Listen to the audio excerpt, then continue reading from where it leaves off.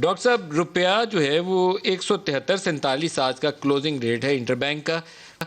जो कुछ चल रहा है रुपए के साथ, हम कहाँ जाके रुकेंगे और हमें कितनी बड़ी सजा मिल चुकी है, अभी भी हम उसी नहर में।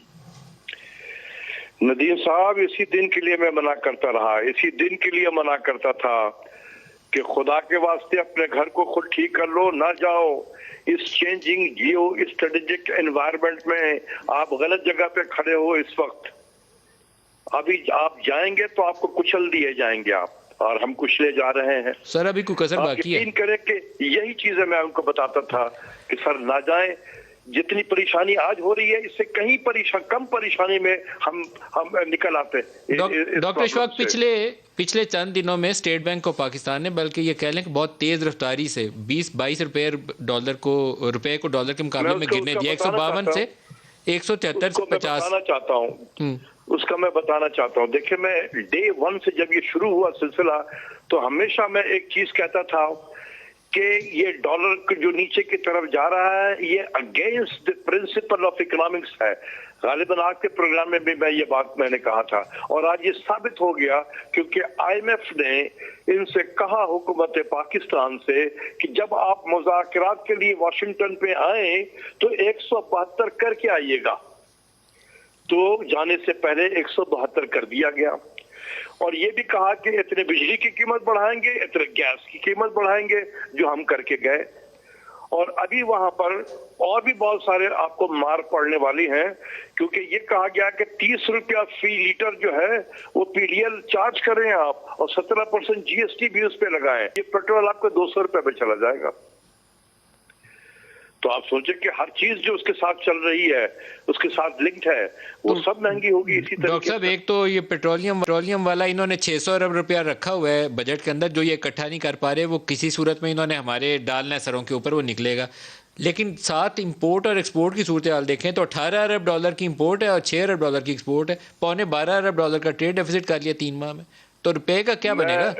रुपए की ब्रेक कहाँ लगेगी? ये कोई अंदाजा है? कोई बता सकते हैं प्रोजेक्शन क्या दिखाती? नदीम साहब, मैं बार बार कहता रहा हूं, इस पे लिखा भी है मैंने अपने तजुर्बे से।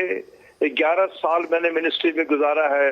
एक्सचेंज रेट को डिवैल्यू करके हम इस मुल्क में एक्सपोर्ट को नहीं बढ़ा सकते हैं। ये लिख ले मेरी बात। उसकी वजह यह है कि हमारी इंडस्ट्रीज के 60% इनपुट जो है वो सारे इंपोर्टेड होते हैं। जब आप एक्सचेंज रेट को डिवैल्यू करेंगे, तमाम landed cost of our input, industrial input will go up. हमारी इंडस्ट्री कैसे compete करेगी इंटरनेशनल मार्केट में? फिर जब डिवैल्यूएशन से इन्फ्लेशन बढ़ता है, तो फिर स्टेट बैंक करता है, टाइट करो मॉनेटरी पॉलिसी को, इंटरेस्ट रेट को भी बढ़ाता है। जब इंटरेस्ट रेट बढ़ेगा तो उसका कॉस्ट ऑफ बोरोइंग बढ़ गया।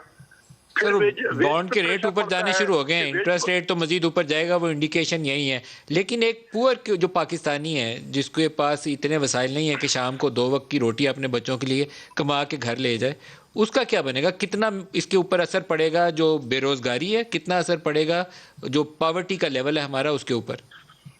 नदीम साहब, इस तरह तो होता है इस तरह के कामों में। जब आप लोगों की बात को नहीं सुनेंगे तो यही तबाही मचेगी जो आज मच रही है। अब आप खुद सोचें कि जब ये डॉलर का कोई पता नहीं कि कहाँ जाएगा, ठीक है, ये गवर्नर स्टेट बैंक ही बता सकता है कि सर आप कहाँ लेकर जाएंगे आप इसको। एक्सीलरेटर पर पैर रखा हुआ है उसने, 152 के बाद ऐसा एक्सीलरेटर दबाया है कि वो वहां से पैर नहीं उठा रहा है अपना एक्सीलरेटर से। तो ये वो तो आपको बताएगा। लेकिन आप खुद सोचें, हर चीज जो भी बाहर से आ रही है, चाहे वो खुर्दनी तेल हो, चाहे वो दालें इंपोर्ट कर रहे हो, चाहे वो हम गंदम इंपोर्ट कर रहे हो, चाहे वो चीनी इंपोर्ट कर रहे हो, चाहे रॉ मटेरियल्स इंपोर्ट कर रहे हो, एनर्जी इंपोर्ट कर रहे हो, केमिकल इंपोर्ट कर रहे हो, सबकी कीमत आसमान में पहुंचेगी। और ये चीजें बन के जब मार्केट में बिकेगा तो आप खुद सोचे कि गरीब किधर जाएगा।